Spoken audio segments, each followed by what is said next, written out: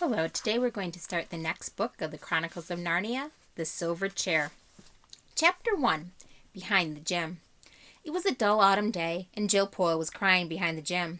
She was crying because they had been bullying her. This is not going to be a school story, so I shall say as little as possible about Jill's school, which is not a pleasant subject. It was coeducational, a school for both boys and girls, what used to be called a mixed school. Some said it was not nearly so mixed as the minds of the people who ran it. These people had the idea that boys and girls should be allowed to do what they liked. And, unfortunately, what 10 or 15 of the biggest boys and girls liked best was bullying the others. All sorts of things, horrid things, went on which at an ordinary school would have been found out and stopped in half a term. But at this school, they weren't. Or, even if they were, the people who did them were not expelled or punished. The head said they were interesting psychological cases and sent for them and talked to them for hours. And if you knew the right sort of things to say to the head, the main result was that you became rather a favorite than otherwise. That was why Jill Poyle was crying on that dull autumn day on the damp little path which runs between the back of the gym and the shrubbery. And she hadn't nearly finished her cry when a boy came round the corner of the gym whistling with his hands in his pockets. He nearly ran into her. "Can't you look where you're going?" said Jill Poyle. "All right," said the boy. "You needn't start." And then he noticed her face. "I say, Poyle," he said. "What's up?" Jill only made faces, the sort you make when you're trying to say something, but find that if you speak, you'll start crying again. "It's them, I suppose, as usual," said the boy grimly, digging his hands further into his pockets. Jill nodded. There was no need for her to say anything, even if she could have said it. They both knew. "Now, look here," said the boy. "There's no good us all—" He meant well, but he did talk rather like someone beginning a lecture. Jill suddenly flew into a temper, which is quite a likely thing to happen to you if you've been interrupted in a cry. "Oh, go away and mind your own business," she said. "Nobody asked you to come barging in, did they? And you're a nice person to start telling us what we all ought to do, aren't you? I suppose you mean we ought to spend all our time sucking up to them and currying favor and dancing attendance on them like you do." "Oh, Lord," said the boy, sitting down on the grassy bank at the edge of the shrubbery and very quickly getting up again because the grass was soaking wet. His name, unfortunately, was Eustace Scrubb, but he wasn't a bad sort. "Poyle," he said, "is that fair? Have I been doing anything of the sort this term? Didn't I stand up to Carter about the rabbits, and didn't I keep the secret about Spivins, under torture, too? And didn't I don't know, and I don't care," sobbed Jill. Scrubb saw that she wasn't quite herself yet, and very sensibly offered her a peppermint. He had one, too. Presently, Jill began to see things in a clearer light. "I'm sorry, Scrubb," she said presently. "I wasn't fair. You have done all that this term." "Then wash out last term if you can," said Eustace. "I was a different chap then." Gosh, what a little tick I was." "Well, honestly, you were," said Jill. "You think there has been a change then?" said Eustace. "It's not only me," said Jill. "Everyone's been saying so. They've noticed it. Eleanor Blackenston heard Adela Pennyfeather talking about it in our changing room yesterday. She said, 'Somebody's got hold of that Scrubb kid. He's quite unmanageable this term. We shall have to attend to him next.'" Eustace gave a shudder. Everyone at Experiment House knew what it was like being attended to by them. Both children were quiet for a moment. The drops dripped off the laurel leaves. "Why were you so different last term?" said Jill presently. "A lot of queer things happened to me in the halls," said Eustace mysteriously. "What sort of things?" asked Jill. Eustace didn't say anything for quite a long time. Then he said, "Look here, Poyle, you and I hate this place about as much as anybody can hate anything, don't we?" "I know I do," said Jill. "Then I really think I can trust you." "Them good of you," said Jill. "Yes, but this is a really terrific secret, Poyle. I say, are you good at believing things? I mean, things that everyone here would laugh at?"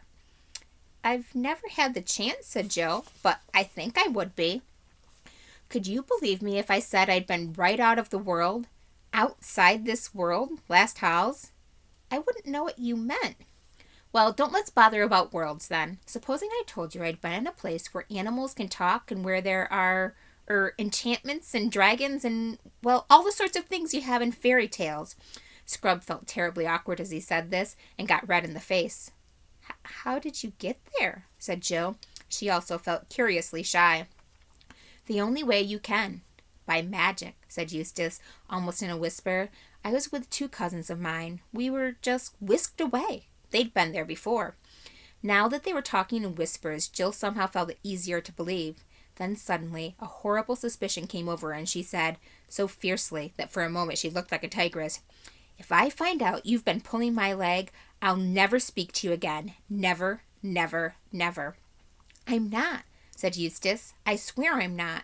I swear by everything." When I was at school, one would have said, "I swear by the Bible," but Bibles were not encouraged at Experiment House. "All right," said Jill. "I'll believe you." "And tell nobody?" "What do you take me for?" They were really very excited as they said this, but when they had said it, Jill looked around and saw the dull autumn sky and heard the drip off the leaves and thought of all the hopelessness of Experiment House. It was a 13-week term, and there were still 11 weeks to come. She said, "But after all, what's the good? We're not there. We're here. And we jolly well can't get there. Or can we?" "That's what I've been wondering," said Eustace. "When we came back from that place, someone said that the 2 Pevensey kids, that's my 2 cousins, could never go there again. It was their 3rd time, you see. I suppose they've had their share. But he never said I couldn't. Surely he would have said so, unless he meant that I was to get back. And I can't help wondering, can we? Could we? Do you mean do something to make it happen?" Eustace nodded.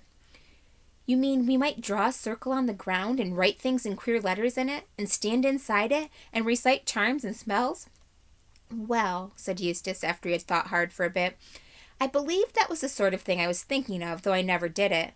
But now that it comes to the point, I have an idea that all those circles and things are rather rot.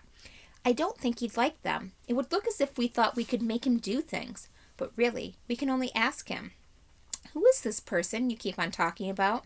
"They call him Aslan in that place," said Eustace. "What a curious name." "Not half so curious as himself," said Eustace solemnly. "But let's get on. It can't do any harm, just asking.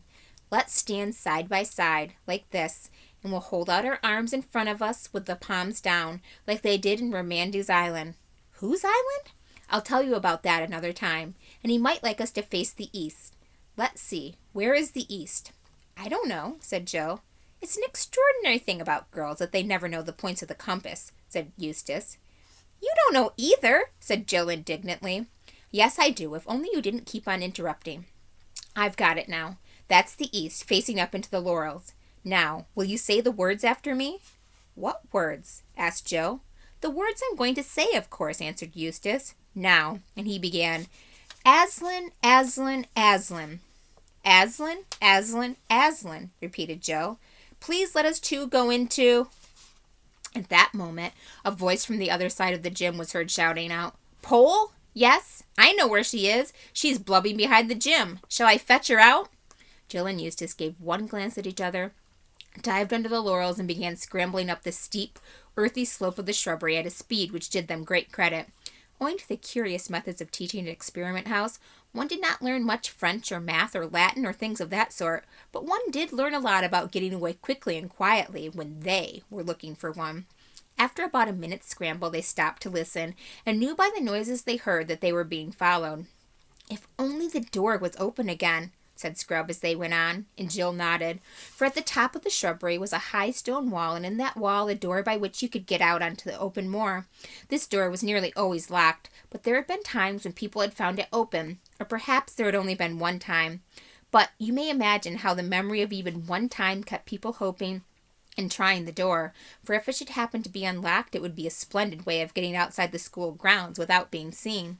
Jill and Eustace, now both very hot and very grubby from going along bent almost double under the laurels, panted up to the wall. And there was the door, shut as usual. "It's sure to be no good," said Eustace, with his hands on the handle, and then, "Oh, by gum!" For the handle turned, and the door opened. A moment before, both of them had meant to get through the doorway in double quick time, if by any chance the door was not locked. But when the door actually opened, they both stood stock still. For what they saw was quite different from what they had expected. They had expected to see the gray, heathery slope of the moor going up and up to join the dull autumn sky. Instead, a blaze of sunshine met them. It poured through the doorway as the light of a June day pours into a garage when you open the door. It made the drops of water on the grass glitter like beads and show up the dirtiness of Jill's tear-stained face. And the sunlight was coming from what certainly did look like a different world, what they could see of it. They saw smooth turf, smoother and brighter than Jill had ever seen before, and blue sky, and darting to and fro, things so bright that they might have been jewels or huge butterflies. Although she had been longing for something like this, Jill felt frightened. She looked at Scrub's face and saw that he was frightened too. "Come on, Pole," he said in a breathless voice. "Can we get back? Is it safe?" asked Jill. At that moment, a voice shouted from behind, a mean, spiteful little voice. "Now then, Pole," it squeaked. "Everyone knows you're there. Down you come." It was the voice of Edith Jackal, not one of them herself, but one of their hangers-ons and tale-bearers.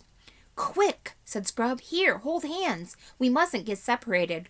And before she quite knew what was happening, he had grabbed her hand and pulled her through the door out of the school grounds, out of England, out of our whole world, into that place. The sound of Edith Jackal's voice stopped as suddenly as the voices on the radio wanted to switch off. Instantly, there was a quite different sound all about them. It came from those bright things overhead, which now turned out to be birds. They were making a riotous noise, but it was much more like music, rather advanced music, which you don't take quite in at the first hearing, than bird songs ever are in our world. Yet, in spite of this singing, there was a sort of background of immense silence. That silence, combined with the freshness of the air, made Jill think they must be on top of a very high mountain. Scrub still had her by the hand, and they were walking forward, staring about them on every side. Jill saw that huge trees, rather like cedars but bigger, grew in every direction. But as they did not grow close together, and as there was no undergrowth, this did not prevent one from seeing a long way into the forest to left and right. And as far as Jill's eye could reach, it was all the same: level turf, darting birds with yellow or dragonfly blue or rainbow plumage, blue shadows and emptiness. There was not a breath of wind in that cool, bright air. It was a very lonely forest. Right ahead there were no trees, only blue sky. They went straight on without speaking till suddenly Jill heard Scrub say, "Look out!" and felt herself jerk back. They were at the very edge of a cliff. Jill was one of those lucky people who have a good head for heights. She didn't mind in the least standing on the edge of a precipice. She was rather annoyed with Scrub for pulling her back, "just as if I was a kid," she said, and she wrenched her hand out of his. When she saw how very white he had turned, she despised him. "What's the matter?" she said, and to show that she was not afraid, she stood very near the edge indeed, in fact, a good deal nearer than even she liked. Then she looked down. She now realized that Scrub had some excuse for looking white, for no cliff in our world is to be compared with this. Imagine yourself at the top of the very highest cliff you know, and imagine yourself looking down to the very bottom. And then imagine that the precipice goes on below that, as far again, 10 times as far, 20 times as far. And when you've looked down all that distance, imagine little white things that might, at first glance, be mistaken for sheep. But presently, you realize that they are clouds, not little wreaths of mist, but the enormous white puffy clouds which are themselves as big as most mountains. And at last, in between those clouds, you get your first glimpse of the real bottom, so far away that you can't make out whether it's field or wood or land or water, further below those clouds than you are above them. Jill stared at it. Then she thought that perhaps, after all, she would step back a foot or so from the edge, but she didn't like to for fear of what Scrub would think. Then she suddenly decided that she didn't care what he thought, and that she would jolly well get away from that horrible edge and never laugh at anyone for not liking heights again. But when she tried to move, she found she couldn't. Her legs seemed to have turned into putty. Everything was swimming before her eyes. "What are you doing, Pole? Come back, blithering little idiot!" shouted Scrub, but his voice seemed to be coming from a long way off. She felt him grabbing at her. But by now she had no control over her arms and legs. There was a moment's struggling on the cliff's edge. Jill was too frightened and dizzy to know quite what she was doing, but 2 things she remembered as long as she lived. They often came back to her in her dreams. One was that she had wrenched herself free of Scrub's clutches. The other was that, at the same moment, Scrub himself, with a terrified scream, had lost his balance and gone hurtling to the depths. Fortunately, she was given no time to think over what she had done. Some huge, brightly colored animal had rushed to the edge of the cliff. It was lying down, leaning over, and this was the oddest thing, blowing. Not roaring or snorting, but just blowing from its wide-open mouth, blowing out as steadily as a vacuum cleaner sucks in. Jill was lying so close to the creature that she could feel the breath vibrating steadily through its body. She was lying still because she couldn't get up. She was nearly fainting. Indeed, she wished she could really faint, but faints don't come for the asking. At last she saw, far away below her, a tiny black speck floating away from the cliff and slightly upwards. As it rose, it also got further away. By the time it was nearly on a level with the cliff top, it was so far off that she lost sight of it.